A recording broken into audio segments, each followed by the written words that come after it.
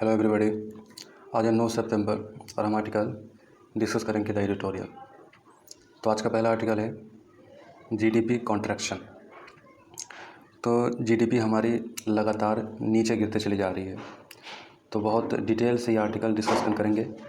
सबसे पहले कि जीडीपी कितना कॉन्ट्रैक्ट हुई है और लगातार कब से कॉन्ट्रैक्ट हो रही है, और इससे पहले हमारी जीडीपी की क्या फंक्शन थी और इसके लिए हम क्या इनिशिएटिव उठा सकते हैं। तो काफ़ी डिटेल में ये आर्टिकल्स होगा और काफ़ी इंपॉर्टेंट होगा। तो चलिए स्टार्ट करते हैं। Mains GS paper 3 economic developments और प्रीलिम्स इकोनॉमी से भी आर्टिकल को रिलेट कर सकते हैं। तो किसी ने ये अनुमान नहीं लगाया था कि जीडीपी जो है तकरीबन 20% जो है सब्सटेंटली श्रिंक कर जाएगी। 20% किसी ने भी अनुमान नहीं लगाया था, जबकि जीडीपी हमारी 24% अबाउट 24% हमारी GDP the ministry of aesthetics और प्रोग्राम इम्प्लीमेंटेशन इन्होंने रिलीज़ किया ये रिपोर्ट कि हमारी जीडीपी तकरीबन 24% श्रिंक कर गई है। The ministry of aesthetics. तो आप यहाँ प्रीलिम्स के लिए इसको ध्यान में रखना कि हमारे जीडीपी की डाटा हमारी कौन रिलीज़ करता है। The ministry of aesthetics programme ministry of aesthetics करता है, ठीक है। तो अब बात यह है कि बिगेस्ट इम्प्लीकेशन क्या रहा। देखिए, फुल ईयर हमने देखा कि हमारी जीडीपी स्थिति जो है हमेशा जो है लू फॉल्ट रही, डाउनफॉल रही। और economic liberalisation 1990 Indian economy has a clocked an average of the 7% GDP each year the return to total contract by 7%।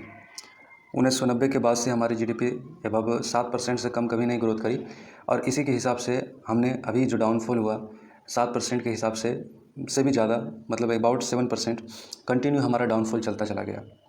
Next है कि हमारी जो कॉन्ट्रैक्शन रही, जैसे कि ट्रेड में, होटल में, सर्विसिंग में, मैन्युफैक्चरिंग में, माइनिंग में, ये सब जो कि बहुत जॉब क्रिएट करता है, ये सेक्टर बुरी तरीके से प्रभावित हुआ। पेंडेमिक से पहले भी ख़राब परफॉर्मेंस ही था और पेंडेमिक के बाद भी। तो ये सब देखिए, ये आपको बड़ा इंपॉर्टेंट हो जाता है कि जीडीपी कॉन्ट्रैक्ट कैसे हुई है, किस सेक्टर में हुई है, कहाँ पर हुई है। तो देखिए, सर्विस, मैन्युफैक्चरिंग, माइनिंग, ये जो ट्रेड, होटल, जॉब क्रिएट करने वाला जो हमारी जो बॉडी है, ये जॉब क्रिएट करने वाले में ही सबसे ज़्यादा कॉन्ट्रैक्शन हुई है, ठीक है। तो which are the areas of contraction. तो अब हम बात करेंगे first quarter last year in the split showed growth in agriculture. Agriculture में थोड़ा सा ग्रोथ देखने को मिला, लेकिन वो ग्रोथ भी काफ़ी उत्साहजनक नहीं है। Minor declines in financial service utilities, electricity, water, public administration, major decline in retail transportation, major declines in retail transportation, manufacturing, hotel, construction, ठीक है। तो देखो, एग्रीकल्चर में तो ग्रोथ है, लेकिन बाकी जितने माइनर सर्विसेज है ये सब में डिक्लाइन हुआ। इलेक्ट्रिसिटी, वाटर, पब्लिक एडमिनिस्ट्रेशन, और फिर डिक्लाइन हुआ रिटेल ट्रांसपोर्टेशन में, मैन्युफैक्चरिंग में, होटल में और कंस्ट्रक्शन में, ठीक है। तो हाउ इंडिया जीडीपी जनरेटेड।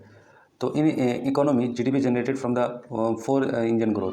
तो हमारी जीडीपी जनरेटेड 4 पिलर है हमारी जीडीपी का, जिसके ऊपर हमारी जीडीपी टिकी हुई है। वो 4 पिलर आपको पता होगा: इंडस्ट्रीज, सर्विस, एग्रीकल्चर, और एक और क्या है, इंडस्ट्रीज हो गया ना, सर्विस हो गया, एग्रीकल्चर हो गया, और फिर एक और क्या है हमारा। चलो तुम सोचो, तब तक मेरे ध्यान में आएगा तो बताएंगे।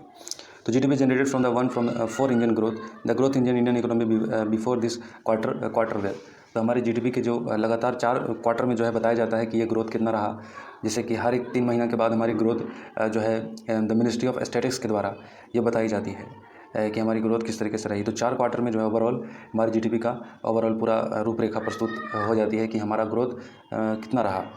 तो demand private individual accounting 56.4% of GDP. तो प्राइवेट इंडिविजुअल्स की जो डिमांड रहती है वो 56.4% ऑफ जीडीपी हमारी जो है इसमें कंट्रीब्यूट करती है प्राइवेट सेक्टर बिजनेस, और अकाउंटेड फॉर 32% ऑफ जीडीपी। और प्राइवेट सेक्टर बिजनेस ये तकरीबन 32% ऑफ जीडीपी हमारी जो है इसको सपोर्ट करती है। Demand private individual demand 56.4% of GDP है हमारी, और प्राइवेट सेक्टर बिजनेस तकरीबन 32% ऑफ जीडीपी है, 32% ऑफ जीडीपी है। तो demands for good service generated by the governments accounted for the 11% of GDP. तो अब सवाल है कि ये जो डिमांड है, कि ये डिमांड पर ही सबसे ज़्यादा जो है अभी डिमांड ही नहीं है मार्केट में, और ये डिमांड डिमांड जब तक इंक्रीज नहीं होगा मार्केट में, तो हम उम्मीद ही नहीं कर सकते कि हमारी जो है जीडीपी आगे चल करके ग्रोथ कर सकती है। The next demand on GDP after the subtracting import from the India's export annex. तो India typically import more than the its export is effective is an negative in GDP. तो अब जो हम एक्सपोर्ट करते थे वो तो ठीक है, कुछ हद तक ना बढ़ा है, बढ़ा नहीं है, और जो हम इंपोर्ट करते थे वो घटा है। टाइपिकली देखिए, जो चीज़ें हम इंपोर्ट करते थे वो चीज़ें हमें ये भी देखना पड़ेगा। देखिए, आपको सुनने में अच्छा लगेगा कि हम इंपोर्ट घटा दिए हैं, ठीक है, और हम एक्सपोर्ट बढ़ा दिए। देखो, एक्सपोर्ट बढ़ा नहीं है और इंपोर्ट घटा दिए। तो इंपोर्ट किस चीज़ की हम इंपोर्ट करते थे, और क्या हो सकता है जो चीज़ की इंपोर्ट करते थे वो एम्प्लॉयमेंट जनरेट करता हो, या फिर टिपिकली वो हमारे लिए इंपॉर्टेंट रहा हो। तो ये भी हमें देखना पड़ेगा। हर एक गुड्स का इंपोर्ट करना जीडीपी के लिए अच्छा गलत साइन नहीं होता है। तो ये बात बता रहे हैं कि पहले क्वार्टर से ही हमारी जीडीपी जो है गिरनी शुरू हो गई है। पहला क्वार्टर सबसे बड़ा जो है इंडस्ट्री सेक्टर में ये हुआ। ओवरऑल 88% ऑफ इंडियन जीडीपी साउस मैसिव कॉन्ट्रैक्शन इन क्वार्टर 1। तो क्वार्टर 1 में हमने देखा 88% ऑफ हमारी जीडीपी जो है कॉन्ट्रैक्शन हुई। There was growth government spend by the 16%, but it was meagre it could be the over just 6% of the total fall in the demand being experience by quarter क्या है ये C+1। ये हो गया contraction industries, ठीक है, contraction. तो हमने देखा कि 6% जो है टोटल फॉल किया इंडस्ट्रीज़ में, और कॉर्पोरेट और इंडस्ट्रीज़ को बहुत बड़ा यहाँ पर जो है नुकसान हुआ। ओवरऑल इसमें सरकार ने एक्सपेंड किया, खर्च की 16%, लेकिन ये इतना काफ़ी नहीं था और चीज़ें बिगड़ती चली गई। The net export demand turned positive because India's import have increased more than its export. This provided boost overall GDP. तो थोड़ा सा जो सही था, मतलब कुछ गुड्स ऐसे थे कि जो ओवरऑल जो जिसका इंपोर्ट नहीं करना हमारे लिए अच्छा था, लेकिन ये इतना भी उत्साहजनक नहीं था इंपोर्ट कम हो जाना। तो who felt the burn of the decline GDP? About half of this will be the felt the government from the lowest taxes, some extra expenditure as a free giants. तो सबसे बड़ा हमारी जीडीपी का सबसे बड़ा नकारात्मक जो है झुकाव किस वजह से रहा? तो देखिए, लगातार हमारी डिमांड मार्केट में कम हो रही है और लोगों के पास पैसा नहीं है, रोज़गार नहीं है, तो इस वजह से सरकार का टैक्सेस कम हो रहा है और सरकार का एक्सपेंडिचर बढ़ रहा है पेंडेमिक की वजह से। तो ये टैक्सेस कम आना और एक्सपेंडिचर बढ़ना, ये सबसे बड़ा जाइंट है जिसकी वजह से ये चीज़ें हुई है। About a fourth will be the worrying wage earner, giving the consumption was also affected by the restriction, lasting impact will be the smaller. जितना जो कंजप्शन होना चाहिए था वो कंजप्शन कैसे होगा, जबकि लोगों के पास जो वेज अर्नर है कि जिनको डेली वाइज जो काम करके जो अपनी चीज़ें चलाते थे, उन लोग हमारे इनफॉर्मल सेक्टर चूँकि बहुत बड़ा तादाद है, तो अब उनके पास पैसे नहीं रहे और उन्होंने मार्केट में डिमांड नहीं किया। तो ये सबसे बड़ा कारण था। Worse affected the informal firm income household. तो बहुत बड़े तादाद में इनफॉर्मल सेक्टर, लो इनकम जो हाउस होल्ड है, ये बहुत बुरी तरीके से पेंडेमिक में कर्ज में भी डूबा, और ये एसेट पूरी तरीके से जो है कंजप्शन ना के बराबर, और डिमांड पूरी तरीके से लेक हो गया। This could impair their economic potential for a long time, so there is no need to socialize to lead to social losses of the smaller and informal firm in low income household. तो देखिए, overall losses तो सभी को हुई है, छोटी से लेकर बड़ी तक, but given the weak financial penetration in India, monetary steps like to have the limited impact on this entities. लेकिन हमारी जो पेनिट्रेशन रहा, जो एक्टिविटी सरकार की रही, मॉनेटरी स्टेप जो रहा, वो ज़्यादा से ज़्यादा कॉर्पोरेट और इंडस्ट्रीज़ को ही के मद्देनज़र रखा गया था कि अगर इसमें सुधार आ गया तो ओवरऑल हमारी ग्रोथ बढ़ जाएगी। लेकिन हमने रूरल इकोनॉमी के ऊपर ध्यान नहीं दिया, जैसे कि हम बात कर रहे हैं ऊपर में कि जो इनफॉर्मल सेक्टर के जो वर्कर है, जो बहुत बड़ी तादाद है हमारे देश में, 85 से लेकर 90% इनफॉर्मल सेक्टर में ही है, तो उनके लिए अगर सुविधा संपन्न की जाती तो फिर हो सकता था कि वो जीडीपी में थोड़ा ग्रोथ करके लेके आते। लेकिन कॉर्पोरेट इंडस्ट्रीज़ चूँकि हमेशा से इस पर सरकार का ज़्यादा ध्यान रहा कि ग्रोथ में ज़्यादा अहम भूमिका इसी की रहेगी, लेकिन ये सच साबित नहीं हुआ। तो why does the government need to spend more? तो सरकार को अब फिर से क्यों खर्च करने की आवश्यकता है? जो 20 लाख करोड़ का पैकेज और फिर उससे पहले ये सब कुछ भी इम्पैक्ट नहीं डाला हमारी इकोनॉमी के ऊपर। अब फिर अभी जो हालत जो बनी हुई है, अभी भी हम यही डिमांड कर रहे हैं कि सरकार मार्केट में खर्च करे। मार्केट में ग्रोथ है ही नहीं, कंजप्शन बिल्कुल ना के बराबर है, और ये ग्रोथ तभी आएगा जब सरकार फिर से कोई स्कीम्स इस तरह का बड़ा जो कि लोगों के हाथ में सीधा पैसा जाए, लोगों के लिए रोजगार पैदा करे, तभी मार्केट के अंदर कंजप्शन बढ़ेगा और फिर ओवरऑल हमारी जीडीपी और इकोनॉमी के सारी पहिए जो है चलना शुरू होंगे। तो ये डिमांड है। अभी क्यों डिमांड है? तो हम बात करेंगे कि private individual cut back consumption when private consumption fall sharply, business to stop investing. ठीक है, तो जाहिर सी बात है कि जब तक लोगों के पास पैसा नहीं आएगा तो कंजप्शन नहीं आएगा, कंजप्शन नहीं आएगा तो मार्केट में डिमांड नहीं होगा। तो दोनों को ये ठीक करना पड़ेगा। तो इसके लिए हमें चाहिए सरकार को कि इसको इन्हें जो है जीडीपी की ग्रोथ के लिए गवर्नमेंट को फिर से कुछ ना कुछ करना पड़ेगा, मतलब ग्रोथ खासतौर से इनफॉर्मल सेक्टर के लिए करना पड़ेगा। तो where lies the way forward? तो फॉरवर्ड क्या है? देखिए, एक चीज़ और जान लीजिए कि हमारे देश में बहुत सारी स्कीम्स लॉन्च की जाती है और ये स्कीम्स में हज़ारों लाखों करोड़ों जो है इन्वेस्ट किया जाता है, और ये जो हज़ारों लाखों करोड़ जो वेलफेयर के लिए किया जाता है, ये वेलफेयर में नहीं लगता है। ये पैसा ब्यूरोक्रेसी के हाथ लग जाता है, ये पैसा दलालों के हाथ में लग जाता है, ये पैसा ठेकेदारों के हाथ में लग जाता है, और जो गरीब व्यक्ति के लिए जो स्कीम्स रहता है वो स्कीम्स जो है बिल्कुल निकम्मा नकारा साबित हो जाती है। तो इस वजह से सरकार का एक बहुत बड़ा जो है पैसा ब्लैक होल में चला जाता है, जिसकी वजह से जो है ओवरऑल हमारी ग्रोथ और हमारी फिस्कल डेफिसिट हो जाती है। तो उन पैसों को बचाने की ज़रूरत है जो पैसा खास तौर से जो है जो बेकार की स्कीम्स में चले जाते हैं। तो हम बात करेंगे जैसे कि अगर बात करें तो गवर्नमेंट सिर्फ और सिर्फ एक काम कर ले, क्या कहते हैं उसको, solution are required generate resource. McKinsey Global Institute तो बताता है, मैकिन्से ग्लोबल इंस्टीट्यूट का इनका मानना है कि अगर केवल सरकार चाहे तो 3.5% इकोनॉमी ग्रोथ कर सकती है अपने बलबूते, यानी कि स्पेंडिंग करके, मार्केट में सरकार स्पेंड करके तकरीबन 3.5% अपनी ग्रोथ जो है बढ़ा सकती है अपनी अर्थव्यवस्था की। तो मैकिन्से की ग्लोबल इंस्टीट्यूट की जो बात है इस पर ध्यान देना चाहिए। नेक्स्ट है सेंट्रल गवर्नमेंट जो इनडायरेक्ट स्कीम लॉन्च करते हैं, इसका करप्शन बहुत ज़्यादा है, तो इसको होल्ड करना चाहिए। Next, many of the areas requires investment. तो बहुत सारे जो वीक जोन है जहाँ पर जॉब जनरेट करती हैं जो लोग, छोटी मोटी कंपनियाँ, छोटे मोटे बिजनेस और छोटे मोटे जैसे कि जो भी है इनफॉर्मल सेक्टर में, उनको सपोर्ट करना बहुत ज़रूरी है, ठीक है। और उनके बीच में ट्रस्ट पैदा करना बैंकों के साथ, ये बहुत इंपॉर्टेंट है, क्योंकि बैंक भी जो है ना बड़े बड़े कॉर्पोरेट और इंडस्ट्रीज़ को ही बड़े बड़े लोन देते हैं। इन लोगों को लोन भी नहीं मिलता है अच्छे तरीके से, अब मिलता भी है तो ऐसा मिलता है कि जैसे कि मतलब बहुत बड़ा हार्ड बर्डन इनके ऊपर हो जाता है, ठीक है। तो ये करने की जरूरत है। स्कीम्स फोकसिंग, जो सरकार स्कीम्स बहुत ज़्यादा स्कीम लॉन्च कर रही है लेकिन इस स्कीम का सही इंपैक्ट नहीं पड़ रहा है, तो इसको ब्लॉक करना चाहिए। रोल ऑफ स्टेट गवर्नमेंट काफ़ी बड़ा पार्ट निभा सकती है। स्टेट गवर्नमेंट के पास अपनी टेरिटरी होती है, अपना उनके पास जो है कहले की पावर होता है। तो कई सारी एक्टिविटीज़ हैं, जैसे कि गोवा की बात करें, टूरिज्म, केरला की बात करें, राजस्थान की डेयरी प्रोडक्ट, यूपी की। तो इस तरीके से जो स्टेट वाइज जो चीज़ें ज़्यादा पॉपुलर है, जो चीज़ें इनको जो वहाँ की अर्थव्यवस्था की जान है, तो उन चीज़ों को ज़्यादा मद्देनजर रखते हुए उनको बढ़ाया जा सकता है ओवरऑल, तो हमारी जीडीपी भी बढ़ेगी। तो ये था बहुत डिटेल्स में ये हमने आर्टिकल डिस्कशन किया। नेक्स्ट हमारा आर्टिकल है प्रोजेक्ट डॉल्फिन। तो ये आर्टिकल्स को आप प्रीलिम से भी इन्वायरमेंट और मेंस जीएस पेपर 3 इन्वायरमेंट से आर्टिकल को रिलेट कर सकते हैं। तो सेंट्रल गवर्नमेंट ने एक स्कीम लॉन्च किया, प्रोजेक्ट डॉल्फिन। तो प्रोजेक्ट डॉल्फिन का मकसद क्या है कि ये ज़्यादा से ज़्यादा मैरीन डॉल्फिन को बचाना है जो हमारे देश में है। तो इसके लिए ये प्रोजेक्ट लॉन्च किया गया है। तो विच मिनिस्ट्री इट इम्प्लीमेंटेड, तो कौन सा मिनिस्टर इसको इम्प्लीमेंट करेगा, तो ministry of environment, forest and climate change. Ministry of environment, forest and climate change ये इसको इम्प्लीमेंट करेगा। और जैसे कि प्रोजेक्ट टाइगर था, इस टाइप का जो टाइगर को संरक्षण करने के लिए, तो इसी टाइप का जो है यहाँ पर प्रोजेक्ट डॉल्फिन है, ठीक है। तो क्लीन करना है, जिससे गंगा में काफ़ी सारे मिशंस है, नमामि गंगे आप जानते हो कि 1985 से मतलब अभी हाल ही में, वैसे चल रहा तो बहुत पुराना टाइम से चल रहा है गंगा को क्लीन करने का, लेकिन गंगा क्लीन नहीं हो रही है। अभी हाल ही में सरकार ने 2014 या 15 में स्कीम लॉन्च किया था नमामि गंगे, तो ये भी प्रोग्रेस में है। तो इसके साथ मिल करके ये स्कीम को, जो कि हमारे गंगा में जो डॉल्फिन्स है उनको, उनके लिए जो है कदम उठानी चाहिए कि वो ज़्यादा से ज़्यादा प्रोटेक्ट हो। तो गंगेटिक डॉल्फिन में बात की जाती है कि प्लेटेसिंटा गंगेटिका, यहाँ पर aquatic life including Gangetic dolphin काफ़ी अच्छे मात्रा में है, तो इसको प्रोटेक्ट करनी चाहिए। और dolphin the species river dolphin found in the around the world. तो जो डॉल्फिन हमारी जो पाई जाती है, 5 प्रकार की प्रजाति ये डॉल्फिन जो है दुनिया में पाई जाती है।